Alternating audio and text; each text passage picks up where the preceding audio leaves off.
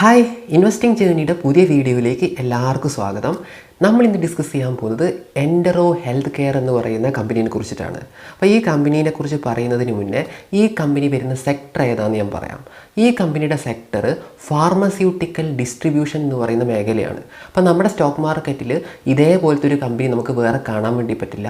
അങ്ങനത്തെ ഒരു യുണീക്നെസ്സും കൂടെ ഈ കമ്പനിക്ക് ഉണ്ട്. അങ്ങനെയുള്ളൊരു യുണീക്നെസ് ഈ കമ്പനിക്ക് ഉള്ളത് കൊണ്ട് തന്നെ സ്റ്റോക്ക് മാർക്കറ്റ് പെർസ്പെക്റ്റീവിൽ നമ്മൾ നോക്കിക്കഴിഞ്ഞിട്ടുണ്ടെങ്കിൽ ഷെയർ പ്രൈസ് നല്ല രീതിയിൽ മുകളിലോട്ട് പോകാനുള്ള ചാൻസ് ഉണ്ട്. കമ്പനി നല്ല രീതിയിലുള്ള ഗ്രോത്തും കാര്യങ്ങളൊക്കെ കൊണ്ടുവന്നിട്ടുണ്ടെങ്കിൽ ലിസ്റ്റഡ് സ്പേസിൽ നമ്മുടെ കമ്പനി മാത്രമേ ഉള്ളൂ. ഇനി നമ്മുടെ നോൺ ലിസ്റ്റഡ് സ്പേസ്, അതായത് സ്റ്റോക്ക് മാർക്കറ്റിൽ ലിസ്റ്റ് ചെയ്യപ്പെടാത്ത ഏതെങ്കിലും കമ്പനികൾ ഈ മേഖലയിൽ ഉണ്ടോ എന്ന് ചോദിച്ചു കഴിഞ്ഞിട്ടുണ്ടെങ്കിൽ രണ്ട് കമ്പനികളാണ് പ്രധാനമായിട്ടും വരുന്നത്. ഒന്ന് നമ്മുടെ റിലയൻസ് ഗ്രൂപ്പിൻ്റെ കമ്പനിയാണ്, രണ്ട് വന്നിട്ട് അപ്പോളോ ഗ്രൂപ്പ്. അല്ലേ, രണ്ടും വലിയ വലിയ കമ്പനികളാണ്. പക്ഷേ ഇവിടെ പേടിക്കേണ്ട കാര്യമില്ല. എന്താണെന്ന് പറഞ്ഞിട്ടുണ്ടെങ്കിൽ നമ്മുടെ ഈ ഒരു സെക്ടർ, അതായത് ഫാർമസ്യൂട്ടിക്കൽ ഡിസ്ട്രിബ്യൂഷൻ എന്ന് പറഞ്ഞിട്ടുണ്ടെങ്കിൽ വളരെയധികം ഫ്രാഗ്മെൻറ്റഡ് ആയിട്ടുള്ള ഒരു സെഗ്മെൻറ്റാണ്.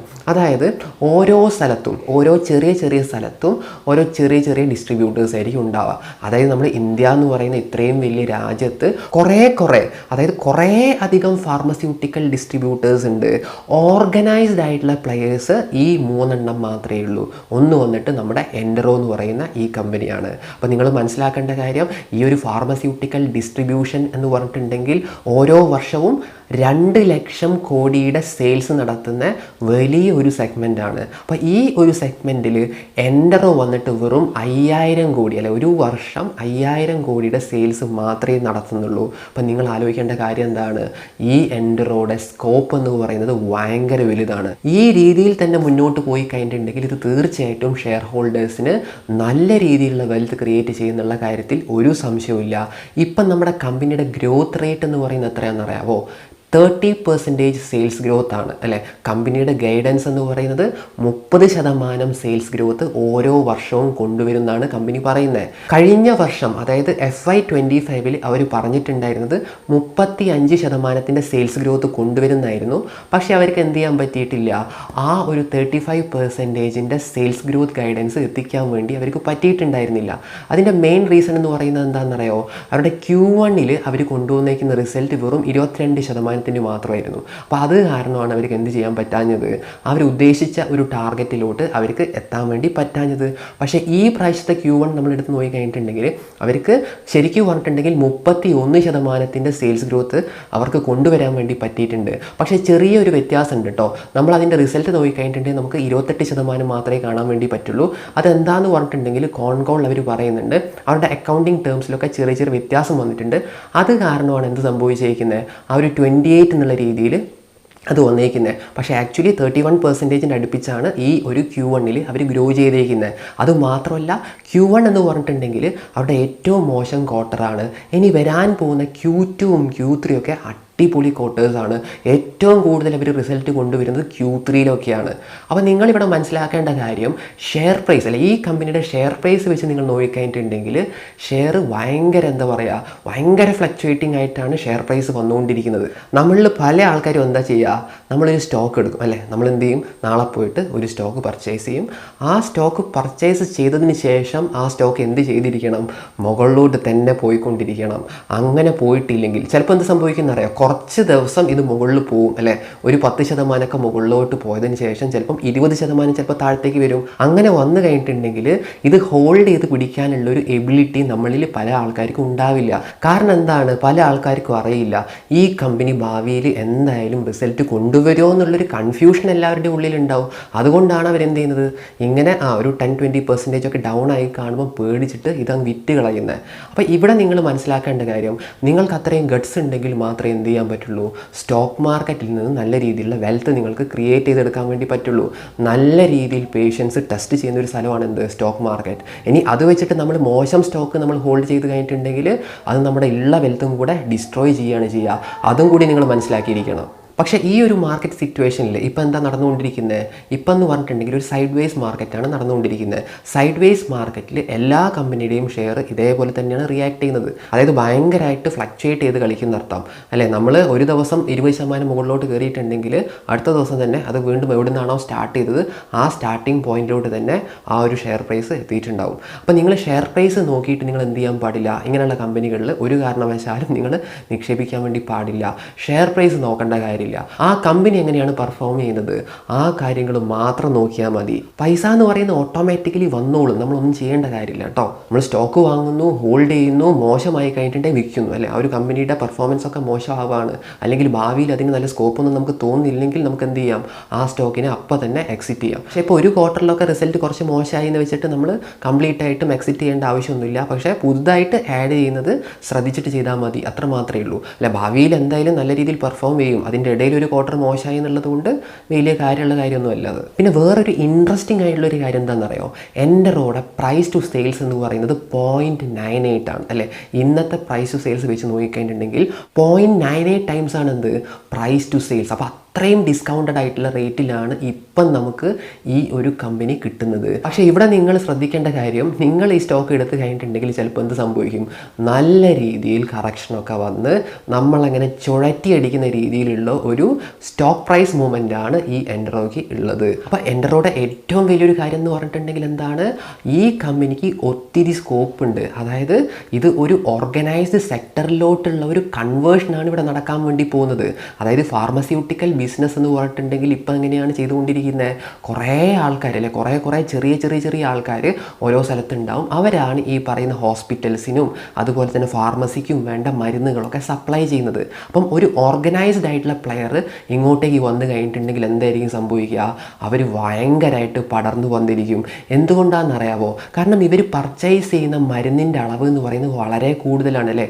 കുറേ അധികം ഫാർമസികൾക്കും അതുപോലെ തന്നെ ഹോസ്പിറ്റൽസിനും വേണ്ട മരുന്നുകളാണ് എന്ത് ചെയ്യുന്നത്, ഇവർ ബൾക്കായിട്ട് ഓർഡർ ചെയ്യുന്നത്. അങ്ങനെ ബൾക്കായിട്ട് ഓർഡർ ചെയ്യുന്ന സമയത്ത് ഇവർക്ക് ബാക്കിയുള്ള ചെറിയ പ്ലേയേഴ്സിന് കിട്ടുന്നേക്കാൾ കൂടുതൽ മാർജിനിലാണ് ഇവർക്ക് എന്ത് ചെയ്യാൻ പറ്റുക, ഈ പറയുന്ന മരുന്ന് കമ്പനികളിൽ നിന്ന് മരുന്നെടുക്കാൻ വേണ്ടി പറ്റുന്നത്. അപ്പോൾ അത്രയും ഡിസ്കൗണ്ടഡ് ആയിട്ടുള്ള പ്രൈസിൽ ഇവർക്ക് മരുന്ന് പിക്ക് ചെയ്യാൻ പറ്റി കഴിഞ്ഞിട്ടുണ്ടെങ്കിൽ ഇവരുടെ ഇടയിൽ മുട്ടി നിൽക്കാൻ ആരെ കൊണ്ട് പറ്റില്ല, സാധാരണ ഡിസ്ട്രിബ്യൂട്ടേഴ്സിനെ കൊണ്ട് പറ്റില്ല.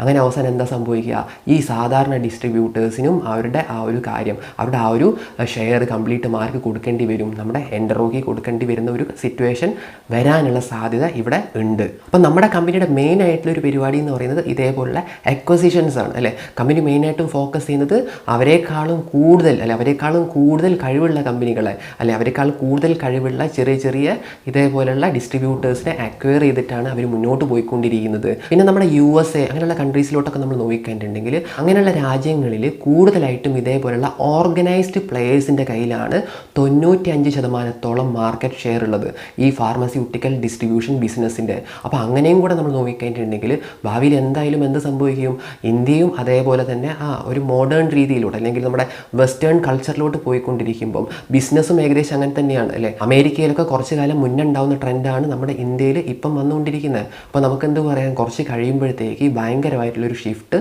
ഈ ഒരു കാര്യത്തിലും ഉണ്ടാവാനുള്ള ചാൻസ് വളരെ കൂടുതലാണ്. പിന്നെ ഏറ്റവും രസമുള്ള കാര്യം എന്താണെന്ന് പറഞ്ഞിട്ടുണ്ടെങ്കിൽ ഇന്ത്യൻ ഫാർമസ്യൂട്ടിക്കൽ മാർക്കറ്റ് വളരുന്നതിനേക്കാളും 1.5 to 2 ടൈംസ് അല്ലേ, 1.5 മുതൽ 2 മടങ്ങ് വരെ വളർച്ച എൻ്ററോ എന്തായാലും കൊണ്ടുവരുമെന്നാണ് അവർ പ്രോമിസ് ചെയ്തിരിക്കുന്നത്. അപ്പോൾ അവരുടെ ആ ഒരു ഇൻവെസ്റ്റർ പ്രസൻറ്റേഷൻ നമ്മൾ തുറന്നു കഴിഞ്ഞിട്ടുണ്ടെങ്കിൽ അതിലൊരു ഗ്രാഫ് കൊടുത്തിട്ടുണ്ട്.